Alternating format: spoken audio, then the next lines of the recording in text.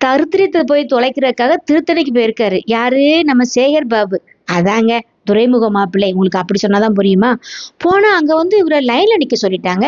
3 பேர் கழிச்சுதான் நீ போகணும் அப்படின்னு அப்படி வாயை பொழந்துட்டாருங்க பாருங்க. ஈயாடலைங்க மூஞ்சில. நான் யாருன்னு தெரியுமான்னு இருக்காரு. யாரா இருந்தாலும் இருங்க, இப்ப போக முடியாது, லைன்ல தான் போக முடியும் அப்படின்னு சொன்ன உடனே பிளாஷ்பேக் நினைச்சு பார்த்திருக்காரு.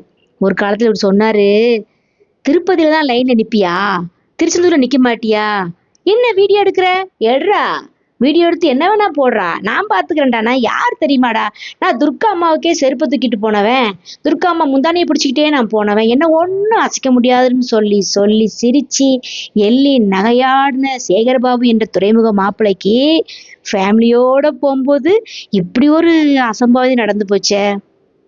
துறைமுக மாப்பிள்ள சேகர் பாபு, ஒன்றும் கெட்டு போயிரல, நம்ம பிரியாவுக்கு ஃபோன் போடு, புரோட்டோகாலுக்கு. புரோட்டோகாலுங்க பாரு, உன் மாமா எங்க நின்று முழிச்சுக்கிட்டு இருக்கேன்னு பாருன்னு சொல்லு. ஏன்னா இப்பதான் அந்த அம்மா கரண்ட்ல மேயரா இருக்கு, அது வேணா ஏதாவது பண்ண முடியுதான்னு பார்ப்போம்.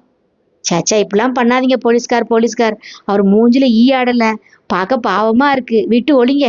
சாமி கும்பிட தானே போறாரு, ஏன்னா ஃபேமிலியோட வந்திருக்காரு. தனியா வந்தா கூட நம்ம வச்சு செஞ்சு விடலாம். ஃபேமிலி வேற, அந்த அம்மா வேற எட்டி எட்டி பாக்குது. ஆடிய ஆட்டம் என்ன, அன்றாயிரு கலந்த மாயம் என்ன. ஏன் பேதியில போவான் சேகர் பாபு, என்னங்கடா நீங்க ஆட்டம் ஆடுனீங்க, கொஞ்சம் ஆட்டமா ஆடுனீங்க, அடங்கு.